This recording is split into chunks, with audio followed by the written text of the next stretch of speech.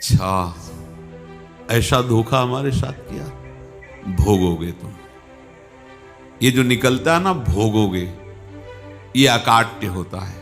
क्योंकि किसी का भी हृदय, मान लो किसी भी जीव जंतु को आप कष्ट दें और उसका हृदय आह भर जाए, तो वो आह वज्र की लीक है, तुम्हें भोगना पड़ेगा। वो आह किसी की ना लेना जिंदगी।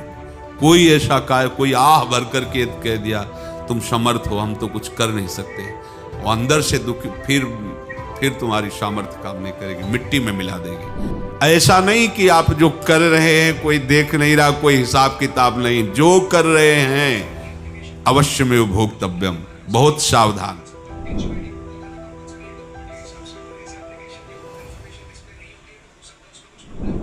जीव स्वयं नित्य निरंतर कर्मों के जाल को रच रहा है और अपने आप को बांध रहा है। आपको मुक्त होना है, बंधना नहीं है। जीव का जन्म कर्मों के अनुबंध से होता है, कर्मों के बंधन से होता है, और उसको अपना ऋण चुकाना होता है, कर्मानुबंध। ये बहुत सूक्ष्म विषय है। जैसे आप जिस परिवार में जन्म लिए हैं, तो उस परिवार के लोगों से आपका ऋण है, इसलिए उसी परिवार में आप आए हैं। और ऋणानुबंध उसको बिना चुकाए या बिना वसूल किए आप वहां से जाएंगे नहीं। आपको लेना है तो वसूल करना है, और देना है तो चुकाना है। ये पूर्व के जन्मों से निश्चित किया गया है। जैसे किसी के यहां पुत्र हुआ, जन्म से ही पैसा खर्चा शुरू हुआ, जो बड़ा हुआ तो उद्दंडता के द्वारा मार पूरे परिवार को क्लेश पर क्लेश देता चला जा रहा है। ये तुम्हारे कर्म का फल है। या ऐसे शक्तिहीन बुद्धिहीन ऐसे पागल पूरे जीवन सेवा करो, तुमसे अपना हिसाब चुकाने के लिए वो आया है। अब परिवार के जो सदस्य जुड़े आके, मतलब पत्नी आते ही पूरी हृदय में आनंद, परिवार में आनंद, और जीवन भर वो आनंद ही सुख देने के लिए उसका जन्म हुआ। वो अपना ऋणानुबंध मुक्त, और आते ही भयंकर क्लेश खड़ा कर दिया, बीच में दीवार और झगड़ा वैसा, फिर अतरे दिन मारपीट शुरू, कलह अशांति, पूरा जीवन नरक हिसाब करने आए। यहां ऋण चुकाए बिना कोई जा नहीं सकता, ऋण चुकाना पड़ेगा। किसी का ऋण वसूल करना है तो किसी को ऋण चुकाना है, दोनों काम करने होते हैं। अनेक जन्मों में अनेक लोगों के साथ हमने जो बर्ताव किए हैं, अच्छे या बुरे, वो होंगे। अब किसी आदमी को हम जानते नहीं, अचानक मिला, अचानक टक्कर लगा और मार पीट गाली गुप्ता सब कर दिया, चुपचाप सह लो। क्यों? ये आपका हिसाब है, पूर्व का हिसाब। हमारा उससे कोई द्वेष नहीं, कोई संकल्प नहीं। अचानक घटना घटी और हमसे द्वेष करने लगा, हमें पीटने लगा, हमें गालियां दे, ये हिसाब है, चुपचाप सह जाओ। अपने घर का भाई ही भारी दुश्मन बन गया और क्लेश दे, हिसाब है। एक प्रभुदत्त ब्रह्मचारी जी की वाणी में पढ़ा था, एक महात्मा जी भ्रमण करते थे, तो उस समय असरफियां चलती थी, मोहरे असरफियां, तो उनको भेंट में देते लोग। तो या तो ठाकुर सेवा में लगे तत्काल, या संत सेवा में तत्काल लगे, उसका संग्रह करके डोलना ये ठीक नहीं है बैरागी के लिए, सिद्धांत में ये ठीक नहीं है। तो जब 2, 4, 6, 8 ऐसे मोहरे हुई, तो उन्होंने विचार किया कि और भ्रमण करके जब काफी मोहरे हो जाएंगी तो प्रयागराज में जब कुंभ पड़ता है, एक बार पूरे सब अखाड़े के संतों को, अलग अलग संप्रदाय सब संतों को बुलाएंगे और सबको पवाएंगे। अब साधु है तो यही विचार करेगा, और क्या विचार करेगा। तो उन्होंने ऐसे डंडा बनवाया, बेंत, जो ऊपर से चूड़ीदार और भीतर पोला, और मोहरे उसमें डालते गए। और भ्रमण, जहां जहां श्रद्धालु भगत थे सबके यहां जाना और इच्छा रखना कि एक मोहर तो दे दे दक्षिणा में। कामना कोई भी हो वो बांधती ही है, ध्यान रखना। इसीलिए प्रभु जो चाहे वो करे, अपनी चाह नहीं रखनी चाहिए, अपनी चाह प्रभु की चाह में मिला देनी चाहिए। धीरे धीरे वो छड़ी भर गई।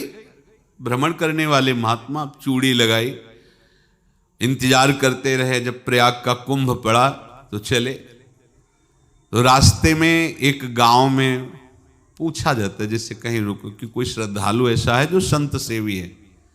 तो कुछ लोगों ने बताया, हाँ एक परिवार है बहुत संत सेवी है और आपको मिलाते हैं उनसे। आइए महाराज, घर में रुका। खूब अच्छा हलवा पूड़ी पवाया और जो घर के मालिक थे चरण दबाए। चरण दबाते दबाते उनकी दृष्टि पड़ी उस डंडे पे। इतना मोटा और ऊपर से कुछ चूड़ी सी भी नजर आ रही, इस डंडे में तो कोई रहस्य है ही है। अब महात्मा जी को खवा पिला के सुला दिया। महात्मा जी जब सो गए तो पत्नी से धीरे से कहा, वो डंडा लाओ बाबा जी का डंडा। वो चूड़ीदार जो ही खोला पलटाया तो सैकड़ों मोहरे। ऐसे संत रोज पधारे भगवान, तुम आनंद हो जाए फिर क्या। पत्नी से कहा, नाप के कंकड़ लाओ। वो तो महात्मा जी तो खाए खीर पूड़ी, आराम से सो रहे। रात में पूरी प्लानिंग करके उसमें कंकड़ भर के चूड़ी लगाकर सिराने रख दिया, सारी मोहरें हटा ली। महात्मा जी आराम से छड़ी उठाए तो वजन पक्का। वैसे बड़े लोग चतुर होते हैं, पर ये नहीं जानते कि कर्म कितना भयानक होता है। और उनकी कोई संतान नहीं थी, पर धन में इतना प्रेम उनको था। बहुत सावधान। साधु महात्माओं के पास जो अर्थ है, गृहस्थी अगर आता वहीं से है, पर अगर उसको जोर जबरदस्ती या किसी छल कपट से, तो वो उसका विनाश ही करता है। आज तक का प्रमाण है। अब उनको ये भाव पता नहीं होगा, या पता होगा तो लोभ के कारण वो उसको मान नहीं पाए होंगे। महात्मा जी गए प्रयाग में, किसी अखाड़े पर रुके और वहां प्रार्थना की कि कल जो है संपूर्ण अखाड़ों का निमंत्रण किया जाए और सब संतों को भोग पवाया जाए और उनको दक्षिणा भी दी जाए। महंत ने सोचा कि बहुत बड़ा है तो उत्सव है, क्योंकि प्रयाग में कितने हजारों संत महात्मा सब। तो उनका महाराज बोरों इसमें चीनी और टीनों घी लगेगा, सब व्यवस्था। बोले आप मंगाइए, एक एक हिसाब हम करेंगे, हमारे पास सब व्यवस्था है। बोले कुछ तो पहले दे दो, वो इकट्ठे देंगे हम। उनको था कि अगर हम छड़ी खोला और दो चार मोहरे दी, किसी को पता लग गया तो गड़बड़ हो सकती। बोले हम भंडारे के समय आखिरी में सब कुछ आपको दे देंगे। ठीक। वो अपने पास से पैसे लगाकर खूब जितना सामग्री सब लाए लाखों की, और सब संतों को निमंत्रण कर दिया। संत जन निमंत्रित हो गए, भंडारा बन रहा है। तब वहां के महंत है और उनका देखो भंडारा भी बन रहा है, संतों को निमंत्रण। अब आप अर्थ की व्यवस्था कीजिए, क्योंकि इतनी बड़ी हमारी सामर्थ्य नहीं थी जितना हमने किसी तरह हमने व्यवस्था की। अब मुझे अर्थ चाहिए, तभी आगे की व्यवस्था बढ़ेगी। संतों को दक्षिणा देंगे और जिनसे अर्थ लिया उनको दे। देखो रसोई बन गई है सब। उनका छत में विश्वास नहीं तो ये अभी चूड़ी खोली। उनको तो था ना कि मोहरे हैं, कंकड़। तो अब जैसे कितना उनको सदमा लगा होगा। हजारों संतों का निमंत्रण, रसोई बन, मतलब संत हो के छल कपट। तो उनका महाराज आपने तो हमारा नाश कर दिया, जो महंत थे। अब बताओ रसोई बन गई, संत निमंत्रित हो गए और आप ये कंकड़ दिखा रहे हैं हमको। आपने तो हमें बर्बाद कर दिया। हमारी इतनी सामर्थ्य नहीं थी, आप पहले बता देते। संत होकर ऐसा छल कपट। अब वो बोले तो क्या बोले, क्योंकि उनको पता था कि मोहरे हैं इसमें। अंदर से उनका चिंतन गया उसी सेठ के पास, अच्छा ऐसा धोखा हमारे साथ किया, भोगोगे तुम। ये जो निकलता है ना भोगोगे, ये अकाट्य होता है। क्योंकि किसी का भी हृदय, मान लो किसी भी जीव जंतु को आप कष्ट दें और उसका हृदय आह भर जाए, तो वो आह वज्र की लेख है, तुम्हें भोगना पड़ेगा। वो देखो भीष्म जी को भोगना पड़ रहा है ना। सांप को ऐसे धनुष की नोक से उठाया और बंबूल के कांटों के ऊपर फेंक दिया, कई दिन तक शेदा हुआ, वो आह भर करके मरा। तो आपको 6 महीने बाणों की सैया पर आह किसी की ना लेना जिंदगी में। कोई ऐसा कोई आह भर करके कह दिया तुम समर्थ हो, हम तो कुछ कर नहीं सकते, और अंदर से दुखी, फिर तुम्हारी सामर्थ्य काम नहीं करेगी, मिट्टी में मिला देगी।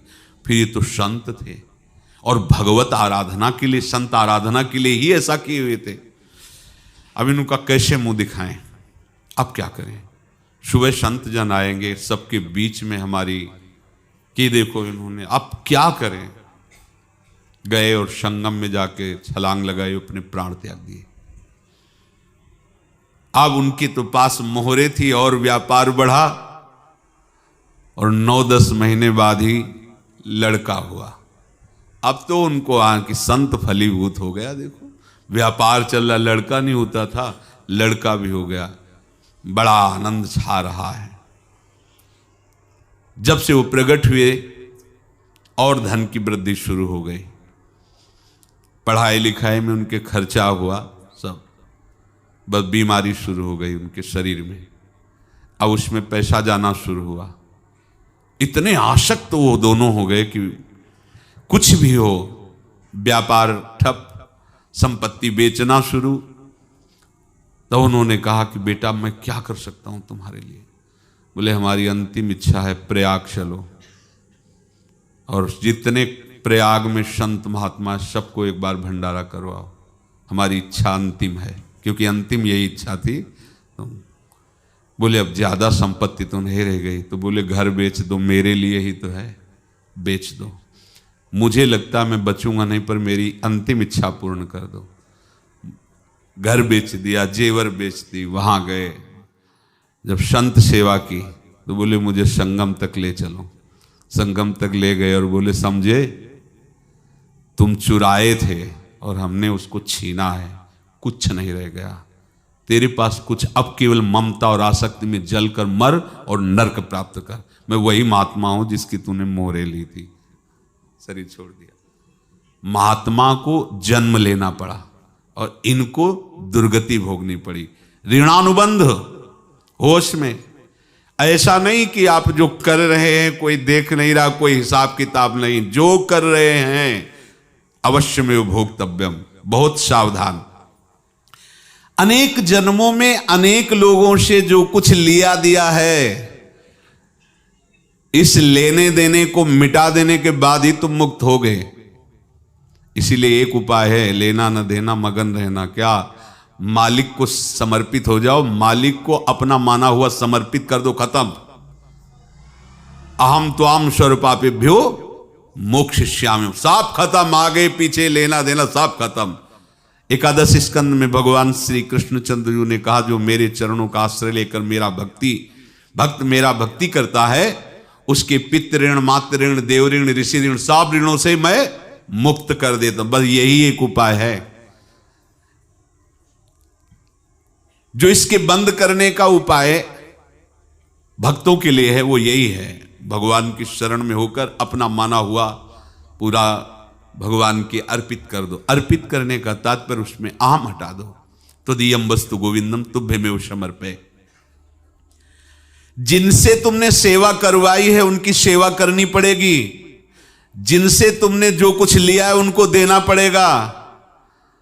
ये लेने देने का व्यापार जब तक समाप्त नहीं होगा तब तक तुम्हारा जन्म मरण चलता रहेगा। अब आपको यहां समझना है, यदि आपसे किसी ने पैसे लिए बेईमानी करके नहीं दे रहा है तो आप उसको गाली मत दीजिए। आपने बेईमानी की थी इसलिए आपकी बेईमानी हुई है, ले गया, कोई बात नहीं है, बंधन से मुक्त हुए, जो बोझा था चला गया। उसको ऐसा ना देखे कि ये बेईमान हमारे रुपए मार लिए, अब जो कुछ होगा देखेंगे। अगर आप आगे नया कुछ करते हैं तो फिर आगे का हिसाब आपको भोगना पड़ेगा, ध्यान रखना। ऐसा नहीं है कि आपको भोगना नहीं पड़ेगा। एक ही उपाय है कि अब जो शरीर धारण किए इसी में जो भोग ले, आगे ना होना चाहिए। तो क्या करे?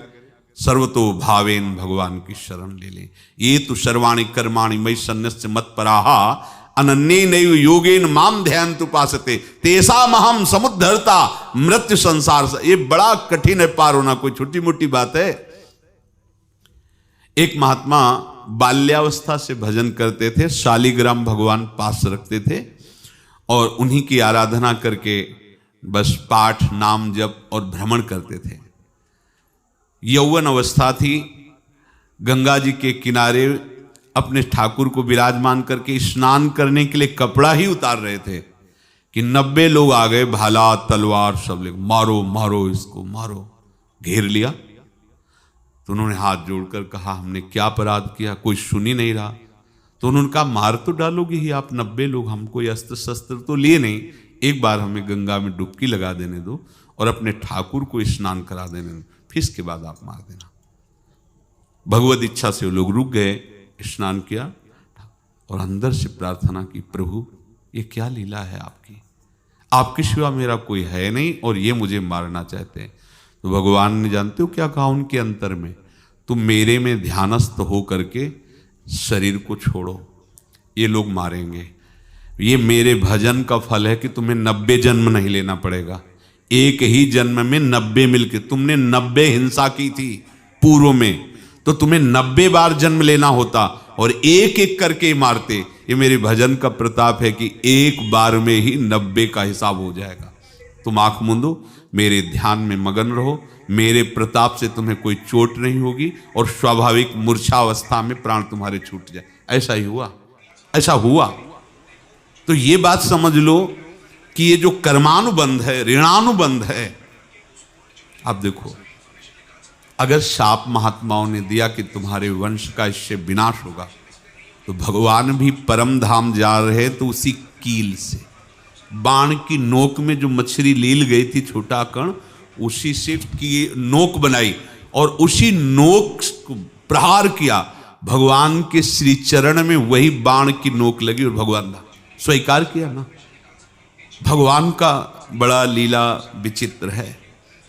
अगर छुप करके उधर रामावतार में बात, तो इधर ऐसे स्वीकार किया है भगवान ने। ऐसा कहीं नहीं दिखाया कि मैं भगवान हूं तो मैं अपने लिए, ऐसा नहीं दिखाया। नारद जी का हित किया पर नारद जी ने शाप दिया तो भगवान ने स्वीकार किया। बंदरों ने ही सहायता की, जैसा बोले थे वैसा। ये लीला इस शरीर में भोगनी पड़ेगी। हाँ, ज्यादा को कम में भुगता देंगे, पर अब अगला शरीर ना मिले, इसके लिए सर्वतो भावेन भगवान के आश्रित हो जाए। जैसे आपने दुकान फैला रखी है तो उसमें दो काम होते हैं, लेना और देना।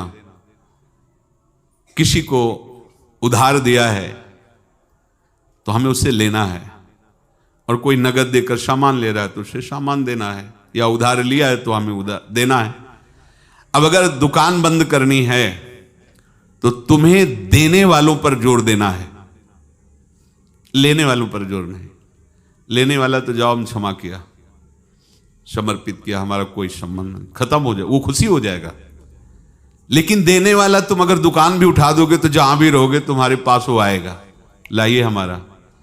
तो देने पर नजर रखिए, जिसका जिसका हिसाब है वो आपके सामने आता जाए, हटाते जाओ। लेने पर नजर मत रखिए और दुकान फौरन उठा दीजिए, नहीं अगर लेते देते रहे तो चलता रहेगा। आगे चलकर कुछ लेना न देना, मगन रहना बस अपने प्रभु के चिंतन में। अब हम कैसे जाने कि किसको क्या देना है, हमें क्या पता? तो हम पूरा हिसाब जिनको पता है उनको दे देते हैं, समझ रहे हो? उनको पता है क्या लेना है क्या देना है, तो इनके पास पहुंच गए या सरकारी हिसाब से सब बराबर कर देंगे। हमको अपनी जिम्मेवारी इनकी चरणों में समर्पित कर देना है, तभी हम जीवन मुक्त होंगे। ये रहस्य की बात है।